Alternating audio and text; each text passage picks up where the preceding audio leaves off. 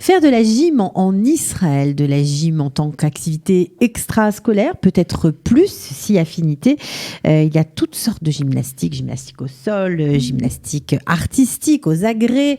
Bref, vous ne connaissez peut-être pas ce monde et pourtant il se développe de plus en plus en Israël. On a décidé de consacrer un numéro spécial grâce à une entraîneuse de choc qui a été, on va dire, médaille d'or par équipe lorsqu'elle était une jeune fille, elle avait 12 ans. Elle s'appelle Sarah Darzi Segura. On est ravis de l'accueillir. Israël, comment ça marche ? Vous allez adorer comprendre Israël. Alors Sarah, bonjour tout d'abord. Bonjour. Voilà, merci d'être venue et surtout pour nous parler d'un thème important parce que il y a beaucoup de jeunes filles qui aiment ou qui aimeraient faire de la gym mais qui ne savent pas vraiment si ça existe parce que c'est vrai que c'est pas très courant, on va dire dans les chougim, dans les activités extrascolaires. Il y a de la danse, il y a du foot, il y a du basket, il y a de la musique, mais de la gym, pas toujours. C'est vrai. Alors, premièrement, bonjour. Merci de m'avoir accueilli. Avec plaisir. Et effectivement, on connaît tous le foot, on connaît tous le tennis, on connaît tous la natation, la danse classique. Et puis la gym, on a l'impression que c'est un petit peu un sport qui reste de côté. Et c'est bien dommage, parce que la gym, c'est un sport qui englobe tout un tas de... Alors en hébreu, ça s'appelle Markivim chez la Kosher Goufani. Alors en français... C'est le système de renforcement musculaire, voilà, peut-être. Exactement. Alors, c'est ce qui englobe, en fait, la souplesse, l'équilibre, la coordination. Le koach mitparetz. Koach mitparetz, c'est la force qu'on exerce d'un point donné, d'un point de départ jusqu'à un point d'arrivée. Donc voilà. Et en gym, un sport complet, on va dire. Voilà, exactement. Et plusieurs fois, on se rend compte que les gymnastes développent une confiance en elles qui est extraordinaire grâce à la gym. Alors, ne me demandez pas d'expliquer pourquoi grâce à la gym, c'est comme ça. C'est plus la gym qu'un autre sport ? Bizarrement, oui. Enfin, bizarrement, c'est pas incroyable. bizarrement, mais on ne comprend pas pourquoi, mais oui. Ça donne une connaissance de son corps particulière. Et encore une fois, une self-confident, la confiance en soi. Confiance en soi, incroyable. Et ça, plusieurs mamans, les mamans de mes gymnastes me disent, ma fille était complètement renfermée et depuis qu'elle fait de la gym, elle s'est ouverte. Elle est mieux dans ses baskets. Elle est mieux dans sa peau, exactement. Tout simplement. Exactement. Donc vous êtes entraîneuse de gym artistique, vous avez été championne, on l'a dit, vous avez travaillé très dur pendant plus de 14 ans pour vous former au plus haut niveau de ce sport que vous aimez beaucoup. Alors nous, ce qu'on aimerait savoir, c'est qu'est-ce qui existe en Israël ? Est-ce qu'il y a certains cours ? Qu'est-ce que la gym aux agrès, puisque c'est votre spécialité ? Est-ce que ça existe ? Est-ce qu'on peut en pratiquer tout simplement pour une activité extrascolaire ou même en compétition en Israël ? Alors, il y a plusieurs voies quand on parle de la gym. On peut parler de la gym, comme vous dites, en compétition et de la gym en loisir. Alors, quand on rentre dans le domaine de la compétition, en règle générale, on parle de compétition nationale avec l'envie d'aller jusqu'à l'international. Si on parle de ce domaine-là, il faut savoir que les gymnastes commencent très jeunes, à l'âge de 5-6 ans, je dirais. Dans un cours de quartier ? Dans un cours de quartier. Dans un cours tout à fait normal. Au Matnas, par exemple. Exactement. D'accord. Dans les centres communautaires, le Matnas qui est en Israël, chaque ville a un matnas. Exactement. Et puis ces filles, on voit comment elles évoluent. Il y a certaines filles qui ont du potentiel plus que d'autres, mais ça c'est dans tout domaine. Bien sûr. Et à partir du moment où elles sont repérées par un entraîneur, elles vont être amenées dans un club qui se spécialise en gymnastique. Et là, on parle d'entraînement quotidien. À hauteur de 3-4 heures par jour. En Israël aussi ? En Israël aussi, c'est possible. Alors malheureusement, en Israël, il n'existe pas encore le sport-études. À part à Wingate, si je ne me trompe pas, mais pas dans le domaine de la gym. Il existe en judo. En gym, ce n'est pas développé. C'est pas développé. Et on essaye, et moi aussi, j'essaye de voir comment on peut développer le sport-études en Israël. Parce que malgré tout, avoir quelque chose de rangé comme ça, c'est-à-dire 4 heures de gym le matin, d'adapter. 4 heures de gym le matin. C'est énorme déjà, 4 heures de gym. Exactement.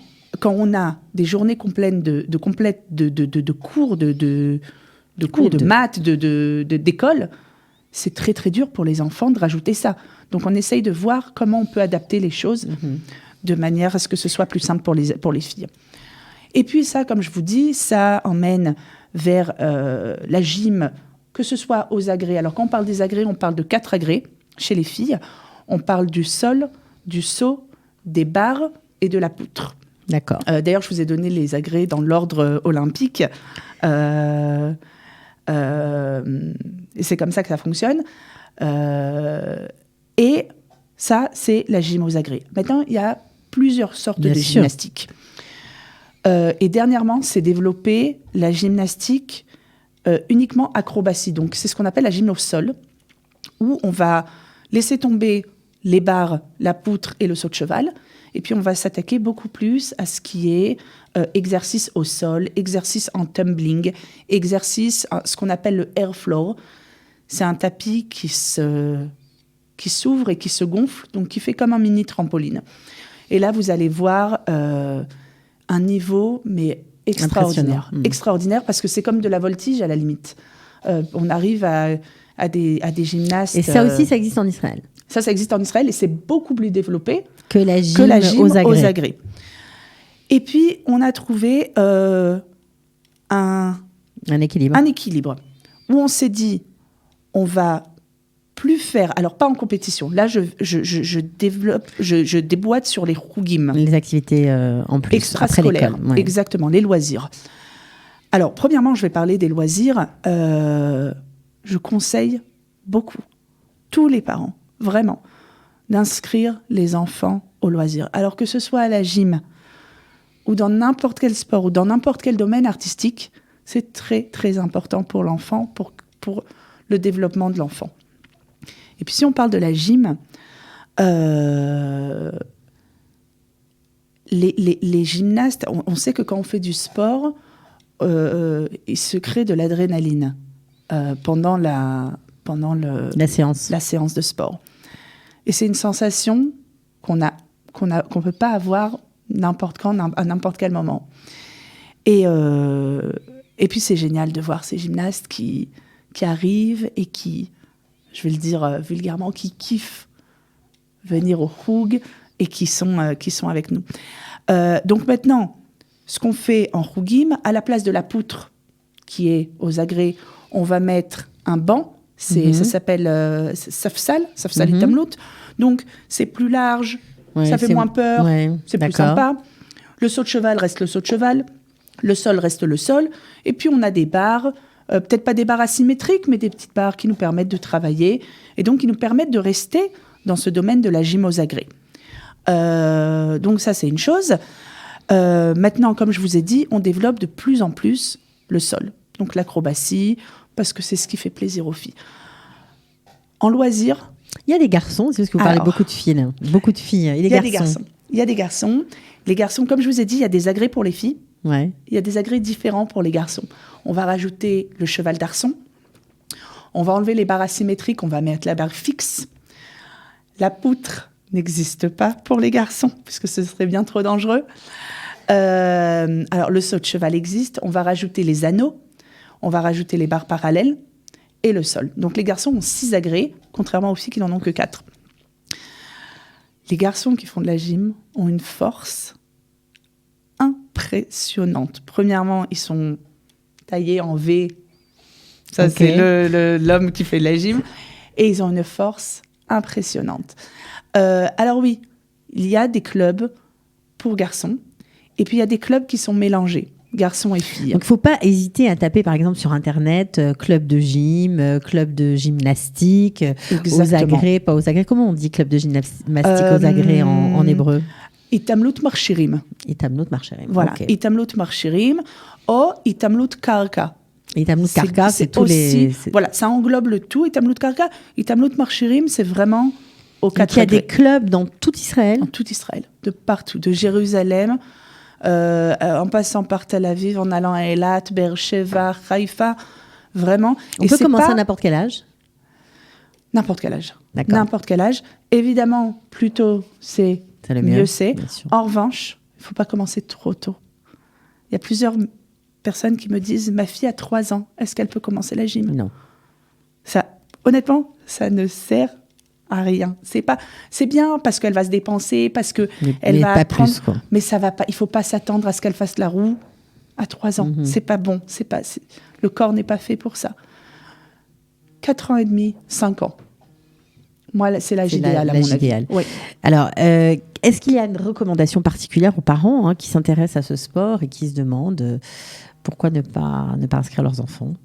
En Israël, en tout cas, est-ce qu'il y a des choses à savoir ? Alors, encore une fois, l'inscription à la gym est très simple. Comme vous avez dit, on tape sur Internet, on cherche, on a. Encore une fois, ce qu'il faut savoir, c'est que un enfant qui fait de la gym va réussir et mieux réussir dans d'autres niveaux. Il y a beaucoup de fois où on a reçu des enfants qui avaient quelques difficultés. De concentration. De concentration, exactement. De keshev verikuz, Ouais. qui ne sont pas capables de s'asseoir. Je vais parler personnellement. Ma fille Liv, a aujourd'hui 5 ans et demi. Elle est dans une école spécialisée, ça s'appelle Gan Sfati, parce qu'elle a un petit retard au niveau de la langue, difficulté à s'asseoir, pas hyperactive, mais... Okay. Et puis depuis que je l'ai mis à la gym cette année, son comportement a changé complètement. Du tout. Et puis je me rends compte qu'elle fait des choses à la gym, je me vois à travers elle, évidemment, et c'est magique, c'est magnifique, et son comportement a changé. Donc ça veut dire que c'est gagnant-gagnant en fait. Voilà. C'est quelque chose qui apporte à la personne. Complètement. C'est pas seulement pour le plaisir de se détendre. Ça apporte énormément. Ce qui est bien dans les chougim, complètement. Ce qui est bien dans les chougim, c'est que à la différence de la compétition, et là je vais donner un peu mon avis, l'investissement des parents en compétition est beaucoup plus important que l'investissement dans les chougim. Bien sûr. Chougim, au bout du compte, le loisir, et ce qui est très très important à retenir, c'est que la gymnaste arrive au choug, elle doit s'amuser, elle doit profiter. Il ne doit pas y avoir d'obligation. À partir du moment où il y a une obligation, il faut arrêter, ça ne marche pas.